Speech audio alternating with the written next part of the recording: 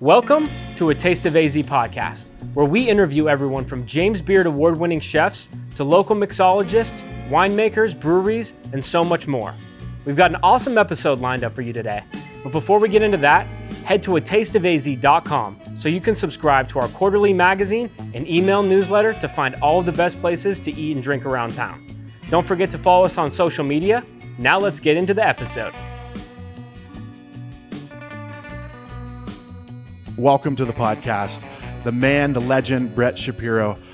Dude, thanks for coming on, man. Thanks so much for having me, dude. Yeah. Super happy to have you guys out. Been a fan of your burgers for a long time. I moved out here in 2007. I don't know, I guess it was probably 2015 maybe that I tried your burger. You've been open since 2011. 2011. June 2011. So Okay. 15 years now. But we just jumped into it because Bret was sharing his kind of that first experience with Triple D.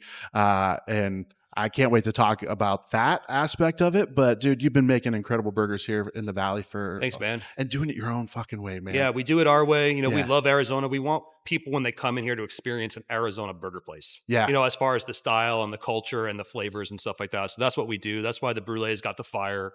That's why our burgers all have chilies and stuff like that. It just kind of represents the flavor and the vibe of the town. Hell yeah, man. Hell yeah. Are you from Arizona? New York, Brooklyn. Okay. Yeah, but okay. I've been out here since family moved here in 1996. Okay. I'm 42, so I'm pretty much from here. Yeah. All my friends, high school, middle school, elementary school, all that stuff like that. So, Okay. Yeah. Absolutely. Nice. Yeah. What brought your family from New York to Arizona? We left New York for California because my dad lost his job and he's like, I'm done shoveling snow. Yeah. We were there for a year. It happened to be like the year of the Rodney King riots. Our house almost burnt down. There was crazy fires. There was a huge earthquake in 94 as well. So we're like, all right, my parents were like, I'm done. But they didn't want to go back to New York and shovel snow. Yeah. So they just chose the next closest state, which was Arizona. So Yeah. that's how we got here. And sure enough, kind of one thing led to another. Jumped into the restaurant business. I was 15 years old when I got my first job. I actually forged my birth certificate just to start working in there. My mom was kind of helping me because she's like, you're not doing good in school, man. Yeah. Like, you need to start considering other options. And so literally I've never worked another job my whole entire life. It's been food my whole life. Dude, that's awesome. Yeah. So why, what was it about food that I drew love you to in? eat, man. Yeah, I love yeah. it. People know me since I'm a little kid. I just truthfully love food. And for me, obviously if you love food too much, you could start weighing too much. My best way to combat that is to play with it, cook Okay. it, analyze it, do everything with it, groceries, shopping, all this other shit. That's how much I love food. Yeah. So it's I don't need to literally be eating it, but I like to be selling it. I like to be talking about it. I like to be creating it, buying it, whatever it is and stuff like that. It's just Yeah. kind of my passion, food and music. I dig that, man. Yeah. I dig it because to me, I've discovered that for myself because, it's funny. I started doing we started the beer podcast when I was 38, I think. And then started, getting into food and all this stuff. And people that I grew up with, they're like, why did it take you so long to realize that you were meant to be in food and beverage?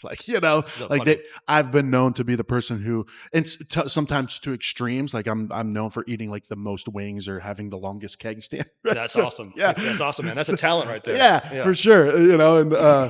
But to me, it's deeper than that, right? It's the culture, and I'm learning about the history of, and honestly, being in Arizona helped me with that, right? I don't know if you ever met Brett Vibber or Tamara Stanger. Sounds familiar, actually. She just started following me on Instagram. No shit. Yeah, that's how I know that. Oh, Yeah, dude, for that's sure, yeah. awesome. Yeah, Tamara's badass. Nice. I'd met her first, and then she introduced me to Brett. But they're big on foraging, and they're big on using indigenous ingredients. That's and amazing. using mesquite pots to make mesquite flour, and that's when Nice. I started getting into the stories of food. So, like you were saying, it's more than just consuming it. You love food, the Absolutely. world around food. Yep. Yeah. This was I don't want to say the only option, but the clear option. It's just Yeah. where else was I going to go when you love food this much? I was a musician, so definitely did that. That was kind of my whole thing. Parents wanted me to go to culinary school. I was like, nah, I'm going to go to music school. So I did that, and then still was band practice would be 10 hours a day, and I started cooking the band meals. Okay, nice. And I would be literally, and I wrote all the songs, I did all that stuff too, but I would literally start being Get a little closer. yeah, I would literally start being more caring about the band meals than the music. And that's how I started realizing. I would literally be instead of practicing, I'd be thinking, oh, dude, I'm going to try that with the red sauce this time. And I was like, all right, man, this is probably where I should just be and stuff like that. What kind of band? What kind of music? Metal. Metal? Okay, yeah. Pantera, Nirvana, kind of heavy thrash kind of stuff like that. That's how Yeah. I get a lot of my energy out. I still play. Do you? Yeah, I Nice, do. Yeah, dude. for sure. I That's still awesome. play. Yeah. That was me and dude. I think you and I in the '90s we would have vibed, man. We would have Absolutely. been eating and Yeah, for headbanging, sure. man. Absolutely. But here we are now, man. We'll have to do it in some way. Yeah, For for sure. sure, Yeah. for sure. So where were you at in the valley when you were starting to do Scottsdale. it? We've been in Okay. the same. I've literally lived about 5 minutes from this location. Oh no shit. Yeah. So Okay, we've been in that nice. same hood now since forever. Yeah. Yeah. So And so you started washing dishes at where at, were you at a pizzeria. My Okay. mom kind of stopped by the pizzeria on the way home. She's like, "Hey, you should hire my son." And we did. So started working there. After 2 days, they actually fired me Really? because I didn't know what the fuck I was doing. You know what I'm saying? I was 15 years old. I was just like kind of like probably stoned, or whatever it was. And so they fired me. So I go home. My mom sees me. She's like, "Hey, what are you doing home?" She's like, "Yeah, they fired me." She's like, "Oh, hell no." Picks up the phone or goes down there, one of the two, ream their asses. I ended up working at that pizzeria for 5 years, literally. So like, that's where I learned a lot of my chops is from that pizzeria. Because obviously they fired a kid who didn't know what he was doing. Like they needed to give me a little more time to develop and stuff like that. For sure. So yeah, did that. And then after that, I kind of started bouncing around pizzerias. Ended up working at LGO, and that's kind of where I got more of the chef chops. Like, I started I was the one who could make pizzas the best there, but everyone else was doing a lot of other culinary shit, and I wanted to learn that stuff. So that's kind of where I developed it. Yeah. And then I just had my own, idea. I'm like, I kind of want to do my own thing. I had a lot of ideas, and that's kind of what led me here. Yeah.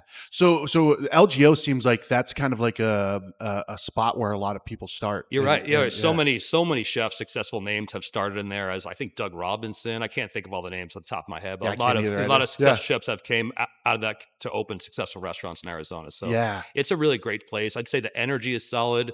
They take a lot of pride in quality. So I think you honestly just learn a lot. There. Well, and it's one of those things too, right? So my grandmother owned our town restaurant growing up. So that was really my first, I think that's what made me fall in love with food, was just the experience of being there. And I was always like, oh, I can't wait. I'm going to have my own restaurant. She's like, no, you're not. So, She's like, yeah. Don't be crazy. Yeah, for sure. But, people are drawn to food and beverage, right? Because it's it's such a cool experience to come in and eat somewhere, drink somewhere.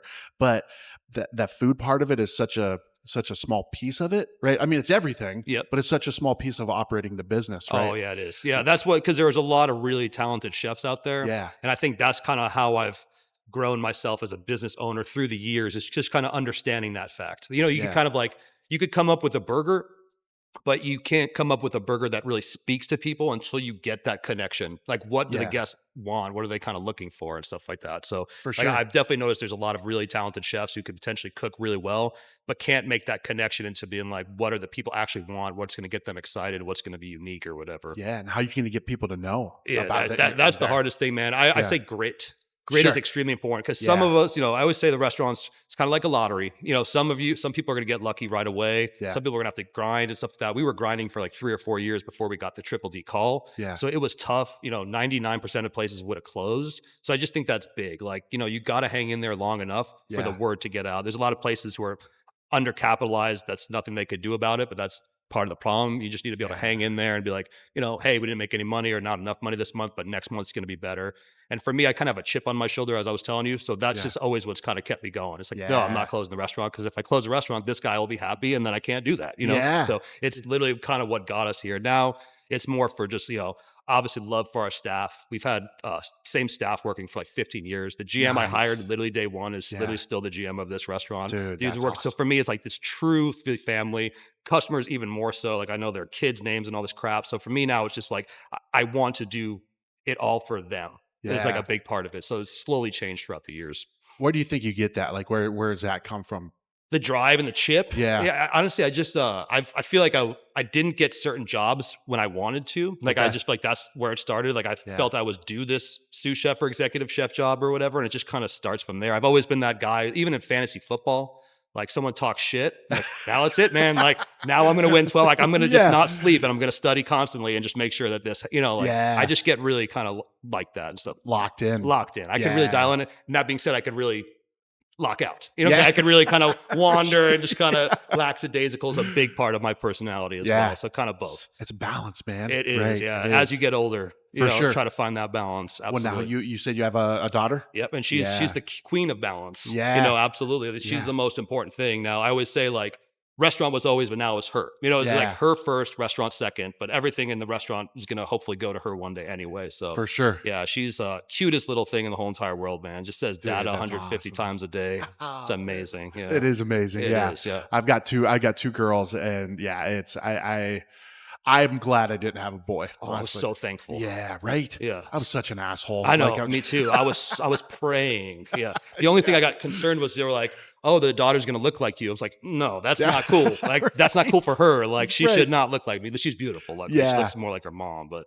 yeah, for sure. my daughters too. Yeah, my daughters are both like, my wife is tall and blonde, and my daughters are tall and blonde. Perfect. They don't have the buffalo hair or the gorilla body that I have. Absolutely, yeah, for sure. That's so funny, man. So let's back up a little bit. So you're working in the industry.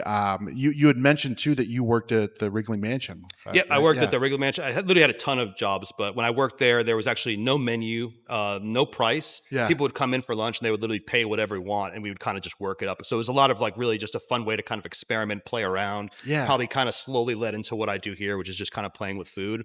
But yeah, I worked there. I worked at the Mission. Just a ton of places is where I kind of got the chops and kind of got that Arizona style, if you will. Yeah. And then slowly found myself into the land of PV Burger. Why burgers? Like what made you decide that like that's So I'm a pizza guy. Like I literally am. Like I like make pizzas all the time. Like I love pizzas. I clearly love burgers as well. But I responded to an ad on Craigslist. They were looking for a chef operating partner. It was a Two Hippies burger joint. Okay. They wanted someone to kind of revamp the menu and all this stuff like that. So I applied for that, and we got into talks. It was probably going to go down. Had the menu that is literally basically PV Burger Today presented to them. All of a sudden, like halfway through the transaction, the lady's just like, "I'm done." She closed the business. She was an accountant. Okay. She wanted to retire and open a restaurant, which is like obviously like ass backwards thinking. So she all of a sudden was just like, you know what? Like, I don't want to partner. I'm done. You know what I'm saying? Close the doors. So she closed the doors. Landlord was going to come in and swoop in on her, try to sue her, all that stuff like that.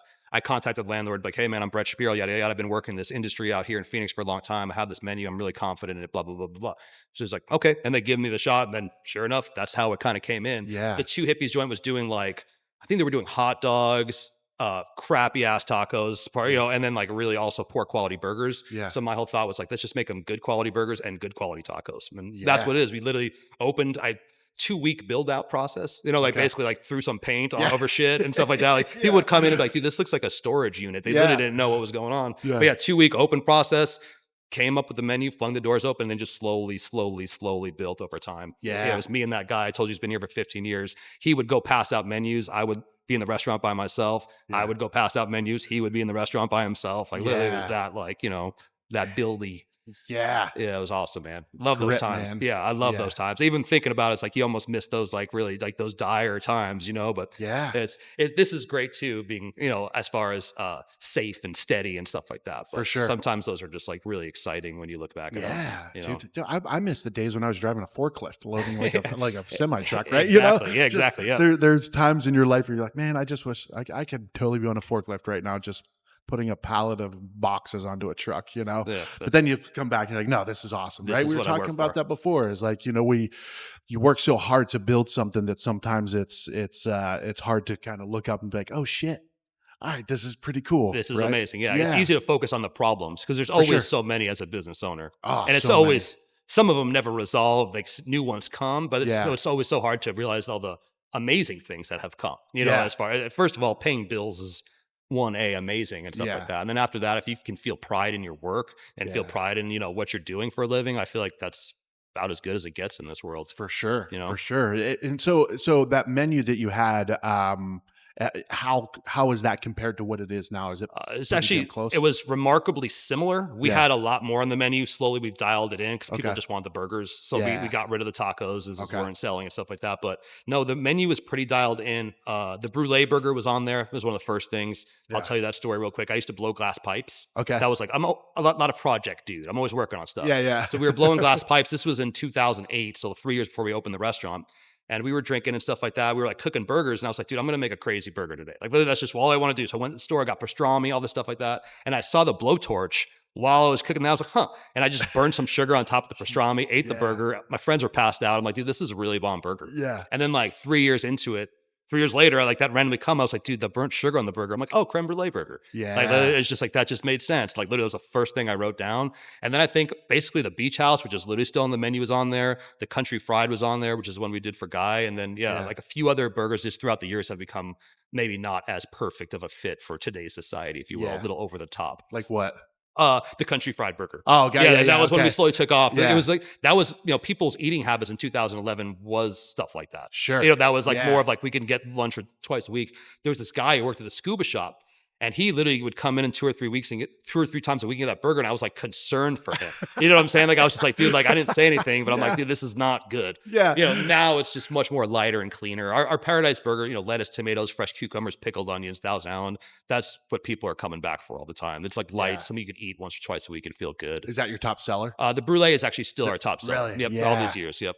Dude, that's awesome. Like what an interesting, unique thing, right? There's that novelty of something creative like that. But when you can execute it and when people are like, holy shit, like first time I ever had a PB&J burger, I'm like, that makes sense. Wow. Okay. Yeah. Absolutely. We had a customer in the pizzeria for years. He was just like, dude, peanut butter on pepperoni pizza. And I'm like I get stuff. I didn't get it though. I was like, dude, that does not make any sense to me. Like, but we tried it. Like, dude, this is really damn good. Yeah. Like, it absolutely makes sense. Did you end up doing one of those? We did for a special, like a weekly special, but it wasn't on the permanent menu. Was the guy from Minnesota? Maybe. Maybe. Is that a thing out there? Yeah. There's a place called Zorba's. So my wife grew up in Western Minnesota, and there's a local restaurant chain called Zorba's, which is wild because they don't have an S on their menu. Every S is a Z. Like, so I'm always looking on their menu. I'm trying to find the error, right? Gotcha. But they do. I think it's called the Loudon, and it's a pepperoni pizza with peanut butter, and it has fresh jalapenos on it. Sounds good. Yeah, and I was like, I don't know, man. Same thing. And then I ate. I'm like, holy shit. Yeah, it makes sense. Wow. Yeah, and it's not a ton of peanut butter, right? It's just a little bit. And maybe you guys did it a little bit different, but those are we mixed a little bit of peanut butter with the red sauce just to add a little nuttiness, if you will, and then that totally makes sense when you think of it like that. Absolutely, the Fresno chili pesto we have on our Cinco Diablo burger. Actually thought of that when I was sous chef at another restaurant in downtown Phoenix. We were just so slow, and we had a bunch of extra Fresno chilies that were going to go bad, and I didn't have any pine nuts to make pesto, so I just threw some peanut butter in there, and it works like a charm, man. Dang. It's super good. Yeah, secret recipes from Bret Shapiro. Absolutely, man. That'll be its own podcast one day. Oh yeah. Someone's gonna make it and be like, "This is incredible." They're gonna steal your recipe, so we need to trademark. It'll be 12 hours later, like bubblegum shrimp. Yeah. I'll just be rattling off. People like, dude, passing out. That's how I see it. Oh, dude, I love it. So, all right. So 3 years in is when Guy came in the first time? So we see building taking place like a year and a half in. Where I'm like, dude, like people like this and stuff like that. Because the lease actually would have expired at that point. So we re-signed our lease a year and a half in for another 3 years. I'm like, it's building, we're barely making money, but things are going good. Yep. 3 years in, get a phone call. I'm arranging the burgers. Someone's on the grill. Brian, the GM's up front. He's like, dude, it's the executive producer for Diners, Drive and Dives. Holy fuck. Hey, how's it going? She's like, yeah, it's the executive producer of Diners, Drives. I want to talk to you about featuring your restaurant potentially. I'm like, oh my God, that would be amazing. Meanwhile, I'm literally cooking, and someone says something about bacon, and she's like, oh, do you want me to call you back after the lunch rush and stuff like that? I'm like, it's probably for the best, Yeah. Didn't call back. Didn't call back for weeks, man. I was like, I absolutely just ruined myself. And Triple D is still an amazing thing, but I feel like back then it really brought a ton of business. So I was like kicking myself. And long story short, she did end up calling back 3 weeks later. It was about literally, I want to say an hour and a half interview, just trying to get to know the restaurant, make sure that we would be a good fit. Did with you, over the phone. Process, just want to make sure you're not using a bunch of frozen crap or whatever it is, making sure you're actually doing it. And then after that, she's like, wow, that sounds great. We're going to come in, we'll be filming 6 restaurants when we're there. We have a list of 10 we're going to kind of narrow down, and we'll get back to you. We'll let you know. And again, didn't hear back from them for 3 or 4 months. Damn, this sucks. And finally they called me a week before. They're like, we're going to be there in a week. Here's a laundry list of crap that you need to do. They give you a week heads up. Literally. It was a week heads up. And then it was just like, all this stuff like that. Also, I should say they asked me too. They're like, hey, we're coming here. Can you recommend a restaurant? And Andrioli is one of my favorite places. So I recommended them to them. That's how they got on the show too. So it's pretty dope that I got to spread some love that way. Because they're just super amazing, For sure. And then, so they came in a week, gave us a list as far as get crazy clean, new pots, new pans, all this stuff like that to make it look TV friendly. Yeah. And we did. And it was 2 days of filming without Guy, and then about 40 minutes of filming with Guy. Okay. And it was funny because we were actually supposed to shoot 3 burgers, the brulee, the booze burger and the country fried burger. But Guy doesn't like eggs. He's like famously doesn't like them. So the whole plan was they were going to remove the egg off the burger. So Guy comes in like for, to film or whatever. And he's just like that. He's like, okay, there's like the brulee, there's egg on that. He looks at his producer. He's like, no, guy. He's like, we're gonna actually have you take the egg off the burger and stuff like that. And he looks at me. He's like, is the egg important to the burger? I'm like, yeah, you know what I'm saying? Like it's the brulee. He's like, scrap it. So he just so the whole crew's just like, they start like shifting everything because they have all their production, whatever it is, lined up just perfectly enough. Yeah. And now they have to like rearrange the whole shoot of the show. So wait, meaning like he didn't want to eat it. He didn't want to shoot the brulee because the egg was vital, and he didn't want to eat the egg. So and we still had the other two burgers to feature, so we just went for the other two burgers, which was cool and it was awesome. But the truth is, the brulee would have been the one that I actually wanted to feature, because that's like the one that people enjoy the most. For sure, so that's what it comes down to. But yeah, that's how it was. Guy comes in, you could tell he'd been drinking, like, he'd been definitely partying and stuff like that. He was that's why I told you that shoot was crazy. Like everyone was laughing, like me and his energy was just like bouncing off like really crazy. Like it was a really funny dynamic too, because he came in like he kind of owned the place, and my whole energy is like I own the place. Yeah, you know what I'm saying? Yeah. So like I literally was like, this is my only place that I actually feel confident in. That I own. So like I feel like it was not in a negative way at all, but you could tell there was like a level of like, we were having a good time, but also like, hey man, this is my kitchen kind of thing and stuff like that. For sure. We really enjoyed each other. And then he's had to be back 2 other times. We've been on grocery games and stuff. So the more I've got to know him, he's just a really, really awesome guy. Like truth be told, like he's as generous as you think he might be. He is, he's all about helping restaurants. Just a great experience. Great dude. Did that first feature, did that blow crushed, man. So when he left at that point in time, it was different. Literally, they left and the buzz was on the street. Business doubled. Yeah, literally. So we've been in business for 4 years. Business doubled after that.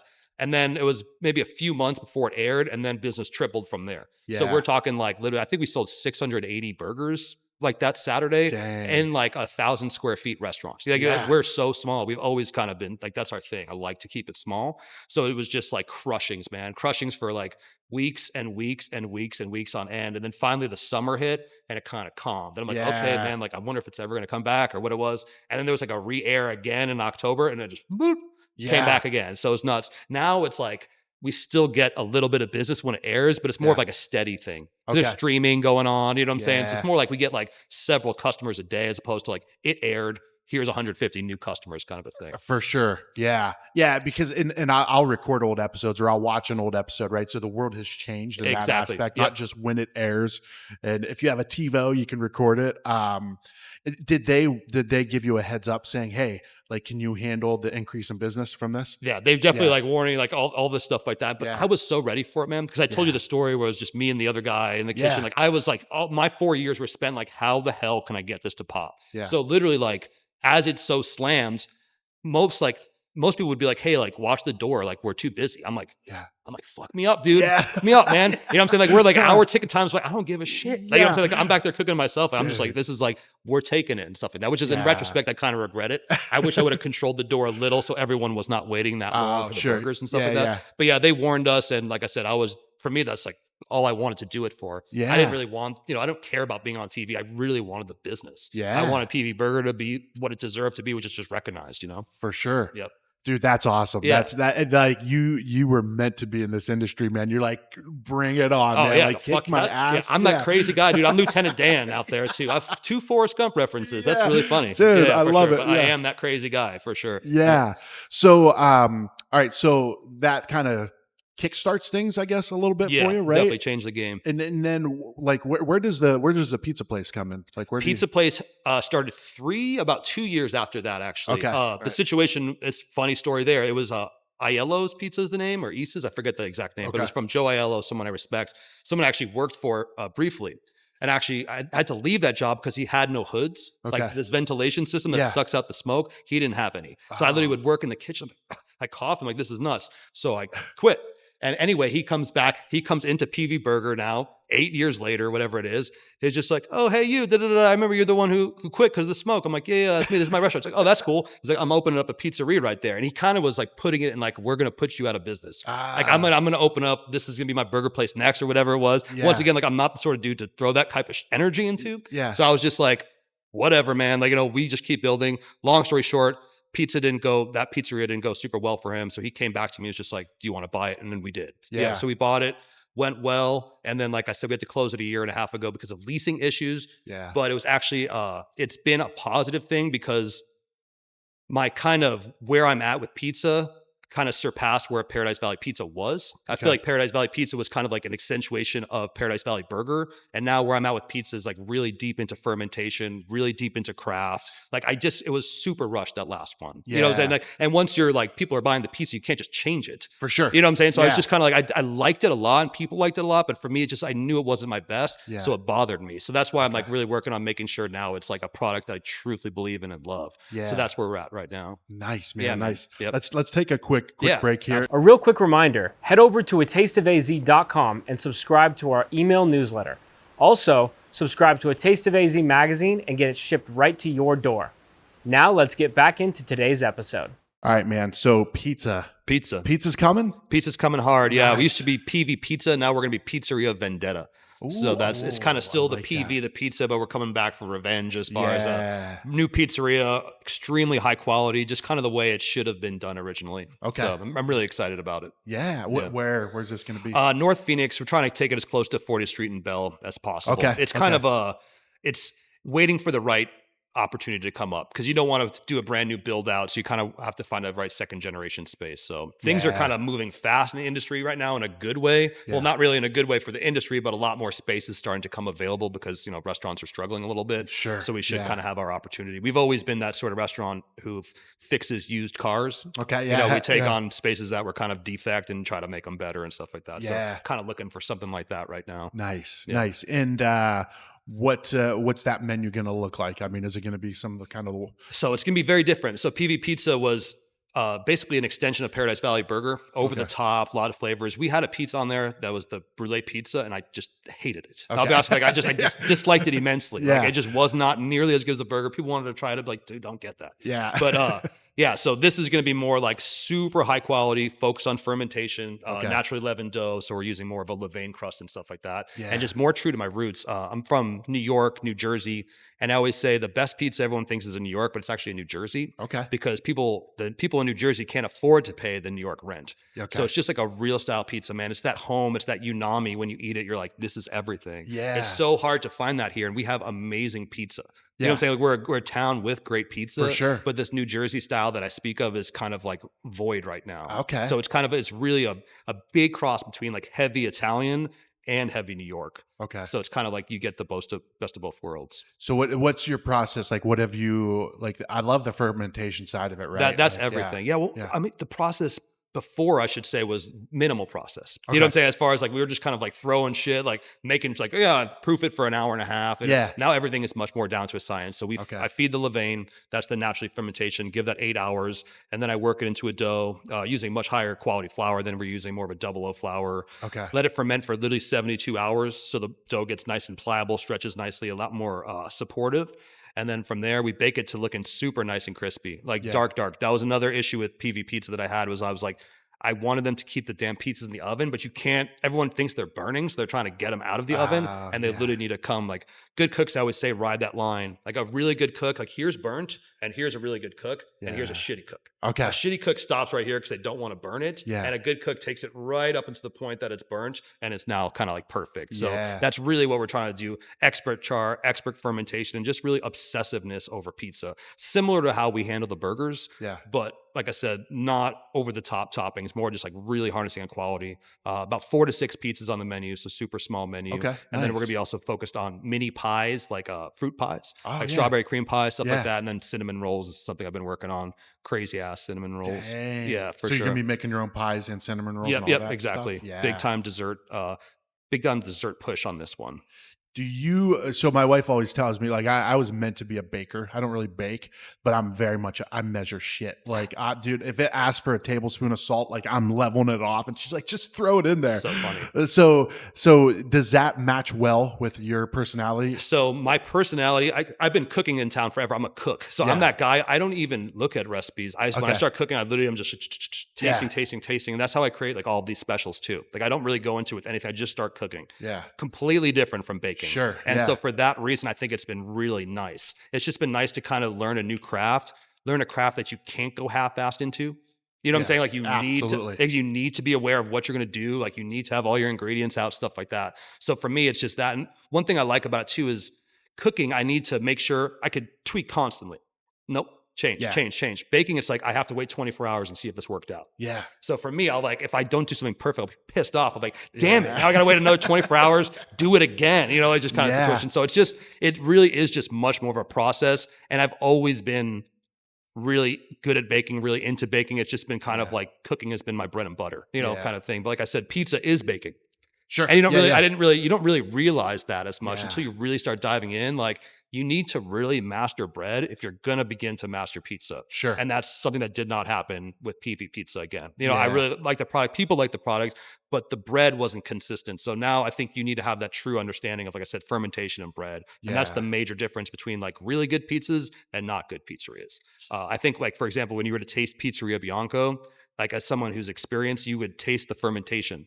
Like that has a taste. It's funny because everyone thinks dough, sauce, cheese. Yeah. That's the pizza. Yeah. Not right. You know what I'm saying? That fermentation is really where the personality comes. And without that flavor, it's not as good pizza. And the consumer just thinks it's not as good pizza. Yeah. But it is literally that fermentation that kind of sets it apart, stuff like that. So really kind of harnessing in on nailing that living, breathing thing, Yeah. So let me ask you this. What do you, because I get fired. The world we live in, right? Comments on social media and stuff. And my wife if she listens to this episode, she's like, why do you get worked up about it? But like when people trash, like, oh, Bianco sucks. Oh, Bianco's overrated. Like, yeah, they don't know pizza, unfortunately. Yeah. I mean, like, because the thing is this, Bianco wouldn't be my favorite style of pizza. Like I said, I really tend towards more of a New Jersey, like thinner style. Yeah. But that being said, if you understand pizza, his pizza's phenomenal. You know, the crust is super crispy in a wood fire oven, which is not easy to do. Okay. Very light, very little grease. It's so funny about Pizzeria Bianco. I used to go there before we opened. You used to have to wait like 4 hours to get into the restaurant. Yeah. So we would go to this bar and just get fucked up and just go and get pizza like it was a whole big thing. And I've talked to him on several occasions, and the pizzeria he was making, I'll tell him like, hey man, I'm going to open up my own pizzeria and this and that. So he's always a super cool guy. But I think part of the Bianco hate is the level of success too. It's easy to hate on because the problem is no pizza's that good. You see what I'm saying? Like there is no pizza that is that good to everybody. It's always like people are looking for something completely unachievable, but it's super good pizza. Yeah. And I think that like even with Triple D, that was happening to us a little bit. People would come in like, these burgers are pretty good. I'm sorry, I don't know what everyone's been telling you, but our goal is to make good burgers. Yeah. So if you think they're good, we just met our goal. If they're like, no, they're not changing your life though. You know what I'm saying? Like, so I think he probably falls victim to that, and it's just not fair. For sure. Yeah. The hate that people throw out on like food, dude, people go fucking crazy about their food, man. Yeah, I feel like burgers are actually worse. I think pizza. Right. I think pizza is a camaraderie, and I actually like that a lot. You know what I'm saying? Because I'm not someone looking to fight with everybody, but I feel like pizzeria makers, they really appreciate. I think burgers are just so personal.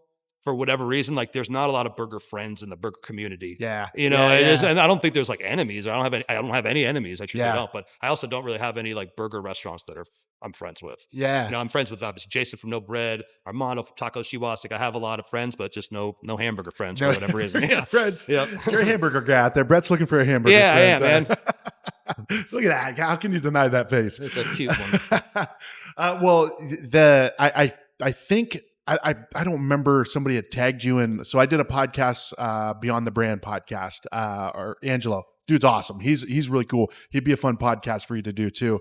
But he had asked me, he's like, what are some of your favorite burgers, right? And then, he edits it in a way that it was like, all right, top 3 burgers. And so, which I get that gets engagement, and it got engagement. Well, because super people pissed probably. Yeah, for sure. Dude, Bad Jimmy sucks. Oh, Capital Farm sucks. Oh, but then also I'm like, oh shit, dude, I forgot PV Burger. Oh shit, I got fire. There's I forgot fire. Yeah. You know what I tell? Good. Sorry to interrupt, brother. No, what I tell people all the time? This is truthfully how I believe, because there's and once you're in business for a while, you start to realize it. There's such a like us versus them mentality. And then you really start to realize it's actually all of us versus McDonald's and Burger King and the other guys. Yeah. And that's just the truth, man. Like unless, me and Bad Jimmy's are within 2 miles of each other, we're not competition. For sure. When someone wants a cocktail or whatever, and they're in that part of town, that's where they're going to go. Yeah. When someone wants a little more funky and like more of a fast casual situation, takeout, whatever, they might come here. Yeah. So that's the way I look at it. It's like, it's really the others. And like, really, like I was telling you about the out of state people. Yeah. I think those are the bigger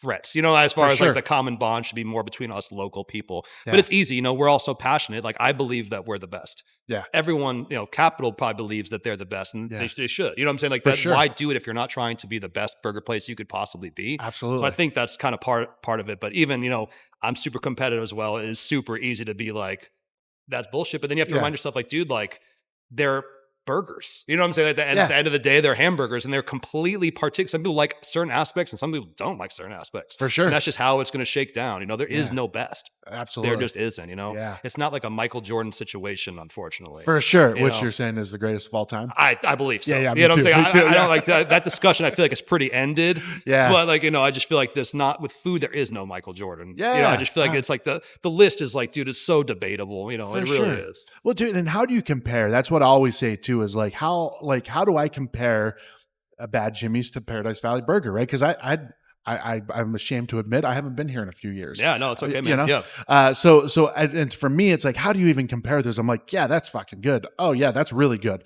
right? Like, I think the way you do it is like just like that. You love both, or Yeah, you like both a lot. And like I said, when you're in one area, and then you might have a streak where you're like, I'm going to go 6 months. I want a smash burger, and then you want more 6 months where you want something a little different and stuff like that. So that's the way I look at it. I think you start to realize the longer you've been in business, though, like I said, that these places don't really affect you as much as you think they do. And not in that negative way. Just like you really have to focus on being the best Paradise Valley burger you could be. And they have to focus on being the best Capital burger that they could be. And that's really the name of the game, I feel like. And I think at the end of the day, if they came into my restaurant, they would enjoy it. And when I come into the other restaurants, I enjoy it as well because they're good burgers. Yeah, absolutely, dude. And I think that's great advice for just business ownership in general. Is like, worry about your own shit. Yeah, that's everything. Right? Dude. Yeah, for sure. I struggle with that sometimes. Comparison, this or that, and where it's just like, focus on what you're doing, focus on what you're building here, right? Absolutely. Do the best that you can do at what you're doing, because in essence, I mean, like you said, unless somebody's right there, they're not really competition unless you let them be competition. Absolutely. Right? And there's so many different forms of burger. Yeah. That's the way I look at it. Like, cold beers and cheeseburgers. Like that's a form of burger. Like, that's can be more of like a Zip sports bar form of burger, but that is a form. Yeah. So I just feel like, there's so many, and the same thing with pizza, Pizzeria Bianco. Like, there's just so many, like, it depends kind of like what you're looking for at that point in time. And it really depends on the customer.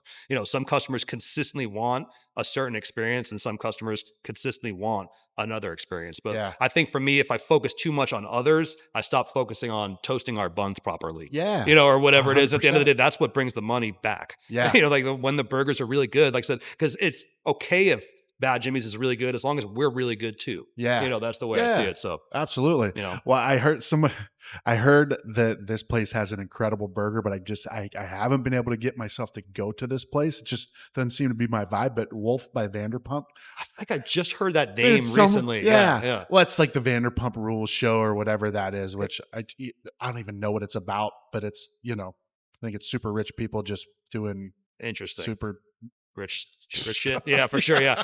So is it a burger place? No, it's like a nice restaurant. It's like, I think it's at the Caesar, wherever Giada has her thing. Nice. It's like up like on the 4th floor or something. Like, dude, their burger is incredible. I'm like, I don't know if I want to go there. Yeah, though. but like it's a good point though, because like, let's say their burger is a $50 burger coming from like they import their Wagyu from Japan, yada yada, all that stuff. It's like that's a solid burger. That's gonna be a great burger. Like, is it the best burger in Phoenix? Like, it's extremely good. Maybe like someone doesn't like the fattiness of the Wagyu and stuff like that. But it just shows there's so many levels of good hamburgers out there. For sure. It really is. For sure. Yeah. So, well, what is the future of so we know the pizza place is coming, and you're actively looking for a spot now? Super actively looking. Yeah. I kind of, I have a broker out there who searches for us. So that's a big part of it. And then I've even expanded beyond that broker as well and started to like tap other shoulders because I feel like I kind of want to move a little quicker on this right now. Yeah. So that's the big thing, doing that, raising my daughter, and then just making sure that Paradise Valley Burger just stays awesome. I feel like that's for me. I'm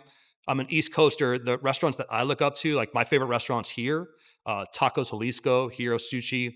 These are like super independently owned restaurants. So I really take pride in being that great. Yeah. Because I don't, as far as like building Paradise Valley Burger into more locations, what up, Trevor?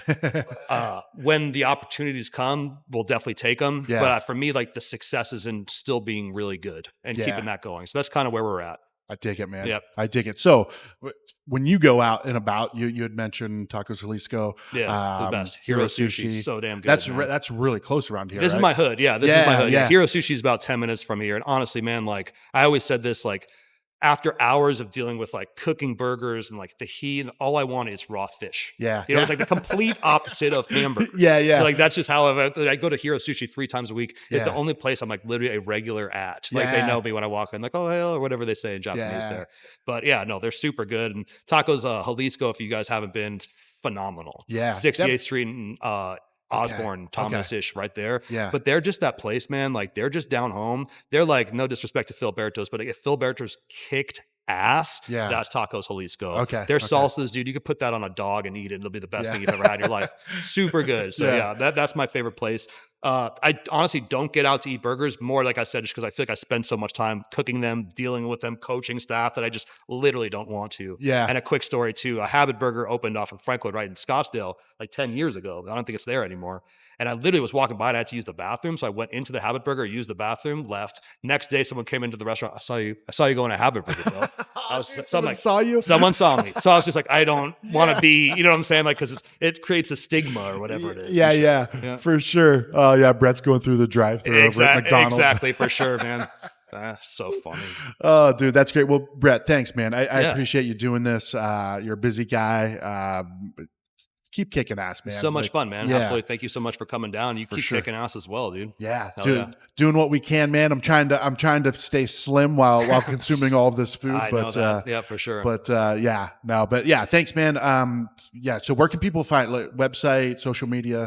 pvburgercompany.com. You can find us on Instagram and Facebook and TikTok, Paradise Valley Burger. And then we've got this location here, our flagship off of Frankwood Wright and Hayden. And then we also have a location off Rural and Baseline as well. Oh, nice. Yeah, that's been there for 3.5 years now. How did that one happen? I wanted to ask you. Randomly, that was a Matty G's, I want to say. Okay. So it was a smash burger for 10 years, and then Matty G's was there for like 2 or 3 months. Okay. And this was in the middle of like, you remember the labor shortages were just like insanely horrible? Yeah. So like that's what had happened. So it was presented during that time, and I was very like, do I really want to do this right now? Because I know I'm stepping myself into a sticky situation. But yeah, we opened it, and luckily the labor situation slowly kind of panned out. And it's going well. It's a little larger than our size here, so we don't like that aspect of it as much, but the customers love it. We love it, so it's going good. Okay. Yeah. Nice, man. Nice. Large. You don't like the larger? I like little. Okay. I really like, for me moving forward, I know that like I'm just little. Like I just prefer it. It kind of really, it takes a lot of the math out of the equation. It kind of puts it back into the art of just creating a food, if that makes sense. I feel like when you're so big and your rents are so high,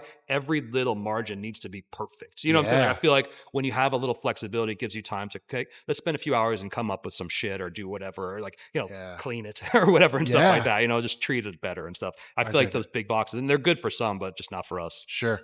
What about do you have any other concepts in mind? I actually have a lot of concepts in mind. Yeah, I think that's the thing. I'm one of those guys who's like ADD, who's got to like really start kind of hammering him. It was kind of an interesting 1.5 years because I had to move this place. We're 1.5 years old here. And that to me, moving it from 40th Street and Bell was like a huge project. That was everything to me. And then literally my daughter's 1.5 years too. Yeah. So it's just like, it's been a crazy 1.5 years, if you will. Yeah. But now we're kind of like, all right, things are steady. Everything's good. Let's build back now. Yeah. Nice. So anything you want to share, like as far as like anything in the next few years that you think you'll be putting out besides the pizza? I would be on the lookout for Pizzeria Vendetta, and I would be on the lookout for bagels for sure. We were doing bagel pop-ups, and those were going super successful as well, but I just kind of came too busy and had to stop them. So yeah, a lot of bread, a lot of baked goods. Expect it, man. It's going to be delicious. You say bagels for sure? Like, bagels is that the name of it? Oh, no, that'd be funny. No, that'd be a good one. Yeah. It's actually called Bagel Addict, but I think bagels for sure actually fits us like even better. Yeah. That is just like our vibe. We're chill. We like bagels. Yeah, for sure. Yeah, exactly. Yeah, for sure, man. Yeah, that's perfect. You guys want bagels for sure. Yeah, absolutely. All right, that's where we're going. That's perfect. That's branding right there. Hell yeah, man. I stumble upon that shit sometimes. Yeah. That's just the way my brain works. Me too. It gives me gifts sometimes. Yeah, absolutely. Take stuff away sometimes all day long. Yeah. Well, shit, dude. Well, thanks again, man. Thank you, man. Hope your mom enjoys this episode too. I'm excited to share it with her. She'll finally get her wishes. I've done a podcast. Yeah. She's like, enough with Guy. Like, you need to get Eric from A Taste of AZ to come in and exactly. Yeah. That's it, man. The future right here. Hell yeah. Hell yeah, dude. I appreciate you, dude. Pleasure, bro.